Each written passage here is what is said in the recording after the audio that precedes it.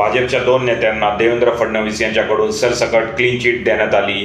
फलटणचे नेते तसंच माजी खासदार माढाचे रणजितसिंह नाईक निंबाळकर यांचं नाव येत होतं सातारातील जे महिला डॉक्टर आत्महत्या आहे किंवा हत्या आहे या प्रकरणामध्ये. परंतु देवेंद्र फडणवीस यांचं म्हणणं आहे की रणजितसिंह नाईक निंबाळकर यांचं नाव मुद्दामून या प्रकरणात त्यांच्या विरोधकांकडून ओढलं जात आहे. दुसरीकडे पुण्यातील जैन हॉस्टेल प्रकरणात पुण्याचे खासदार मुरलीधर मोहोळ यांचं नाव मुद्दामून ओढलं गेलं आहे असंही फडणवीस म्हणत आहे. त्यामुळे फडणवीस यांचं धोरण स्पष्ट आहे की त्यांच्या भाजप पक्षातील लोकांनी काहीही केलं, गैरव्यवहार कायदा हातात जरी घेतला तरी फडणवीस त्यांना पाठीशी घालणार, आपलं ते बाळ्या आणि लोकांचं ते ब्याणं, असंच फडणवीस यांचं धोरण दिसत आहे. आणि फडणवीस जे गृहमंत्री आहेत त्यांनी एक प्रकारे लाजच सोडून दिली आहे व त्यांनी त्यांच्या पक्षातील नेत्यांना काही करा, मी तुमच्या पाठीशी आहे, कुणाची हत्या होऊ द्या, कोणता भ्रष्टाचार तुम्ही करा, तुम्हाला काही होणार नाही, तुमच्या केसाला सुद्धा धक्का लागणार नाही, असंच फडणवीस त्यांना सांगत आहे.